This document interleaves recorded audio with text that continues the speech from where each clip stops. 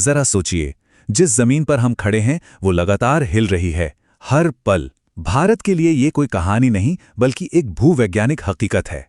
और इसी हकीकत से निपटने के लिए भारत ने हाल ही में एक बहुत बड़ा कदम उठाया है, एक बिल्कुल नया भूकंपीय जोनिंग नक्शा।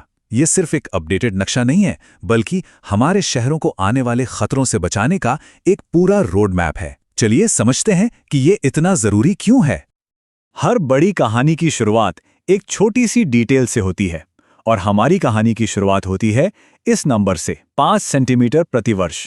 सुनने में ये रफ्तार बहुत कम लगती है ना? लेकिन असल में इसी धीमी रफ्तार से भारतीय प्लेट लगातार यूरेशियन प्लेट से टकरा रही है। सोचिए, जैसे दो बहुत बड़े ट्रक बेहद धीमी गति से एक दूसरे से भिड़ रहे हों। असर तुरंत नहीं दिखता, पर दबाव लगातार बढ़ता जाता है, और यही दबाव हिमालय के नीचे जबरदस्त तनाव पैदा कर रहा है।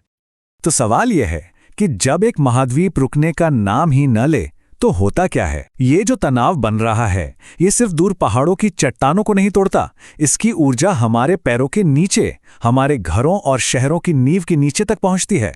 मतलब सवाल ये नहीं है कि ये ऊर्जा बाहर निकलेगी या नहीं, सवाल यह है कि कब निकलेगी और उस वक्त हम कितने तैयार होंगे। इस नए नक्शे की जरूरत को ठीक से समझने के लिए हमें भारत के भूकंपों से जुड़े इतिहास को देखना होगा। ये कोई नई समस्या नहीं है, बल्कि सदियों पुरानी एक कड़वी सच्चाई है जो इस जमीन के इतिहास में दर्ज है। जरा इस टाइमलाइन पर नजर डालिए। सिर्फ 50 साल से कुछ ज्यादा के वक्त में, मतलब एक इंसान की जिंदगी के अंदर, हिमालय के इलाके में 4 बहुत बड़े भूकंप आए, जिनकी तीव्रता 8 या उससे भी ज्यादा थी।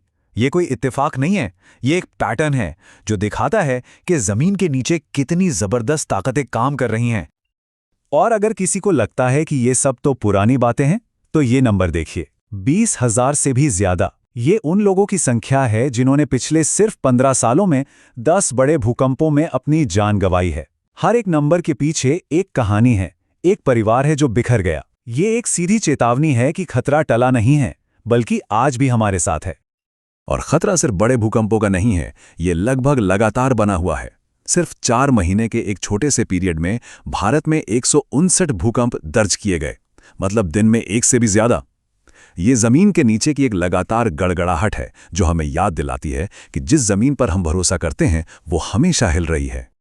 तो इस लगातार बने हुए खतरे को देखते हुए भारत के वैज्ञानिक और इंजीनियर सिर्फ हाथ पर हाथ धरे नहीं बैठे हैं, उन्होंने इसका एक बहुत ही दमदार जवाब दिया है।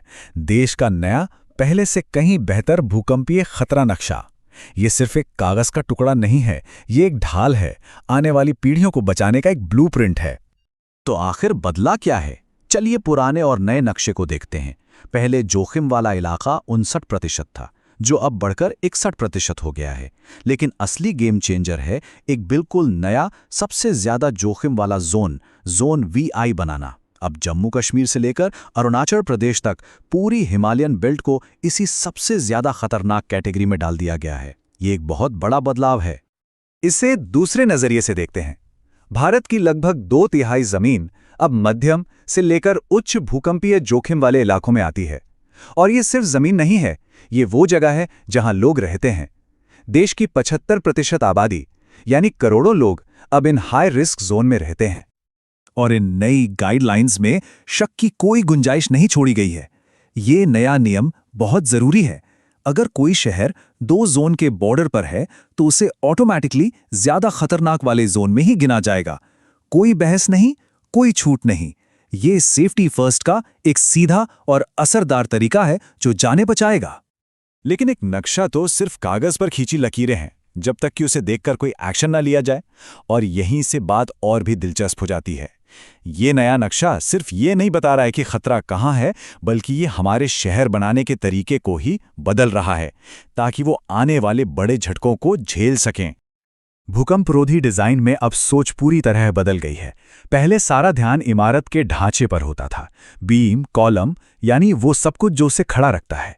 लेकिन अब उतना ही ध्यान वास्तुशिल्प तत्वों पर भी है, जैसे खिड़कियां, छतें, लिफ्ट।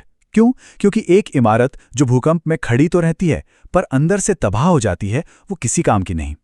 ये सिर्फ बिल्डिंग को बचाने से आगे बढ़कर उस बिल्डिंग के मकसद और उसके अंदर के लोगों को बचाने की सोच है। एक पल के लिए सोचिए, भूकंप आता है, एक अस्पताल की बिल्डिंग खड़ी रहती है, लेकिन अंदर खिड़कियों के कांच टूट जाते हैं, छतें गिर जाती हैं और लिफ्ट काम करना बंद कर देती हैं। ढांचा तो बच गया, पर अस्पताल फेल हो गया। ये तथाकथित नॉन स्ट्रक्चरल चीजों का नुकसान भी उतना ही जानलेवा हो सकता है और जरूरी सुविधाओं को आपदा के समय बेकार बना सकता है। तो अब हमारे पास एक बेहतर नक्शा है और एक स्मार्ट डिजाइन कोड भी। तो यहां से आगे का रास्ता क्या है? ये सिर्फ जानकारी का अंत नहीं है, बल्कि ये एक्शन की शुरुआत है। ये एक प्लान है कि कैसे इन बातों को जमीन पर हकीकत में बदला जाए। आगे का रास्ता 3 बहुत ही जरूरी कदमों में तय किया गया है। पहला, हिमालयी राज्यों और दूसरे जोखिम वाले इलाकों को अपने बिल्डिंग कोड इन नए ऊंचे स्टैंडर्ड्स के हिसाब से अपडेट करने होंगे। दूसरा, पुरानी लेकिन जरूरी इमारतों का ऑडिट करवाना होगा ताकि उनकी कमजोरियों का पता चल सके। और तीसरा, उन कमजोर इमारतों को मजबूत करना होगा, जिसे रेट्रोफिटिंग कहते हैं, ताकि वो भविष्य के झटकों को झेल सके। और ये समझना जरूरी है कि ये सिर्फ भारत की बात नहीं है। एक मजबूत आपदा-रोधी इंफ्रास्ट्रक्चर बनाना संयुक्त राष्ट्र के सस्टेनेबल डेवलपमेंट गोल्स का एक अहम हिस्सा है। जब भारत अपने शहरों को सुरक्षित बनाता है, तो वो सिर्फ अपने नागरिकों को नहीं बचाता, बल्कि एक ज्यादा स्थिर और टिकाऊ दुनिया बनाने में भी अपना योगदान देता है। ये स्थानीय सुरक्षा और वैश्विक जिम्मेदारी का एक बेहतरीन मेल है। और अंत में हम उसी एक बुनियादी सच पर वापस आते हैं। हम ये कभी पता नहीं लगा सकते कि अगला बड़ा भूकंप कब आएगा, लेकिन हम ये जरूर कंट्रोल कर सकते हैं कि हम उसके लिए कितने तैयार हैं। हम भूकंप की ताकत को नहीं रोक सकते, लेकिन हम अपनी तैयारी से उसे मात जरूर दे सकते हैं।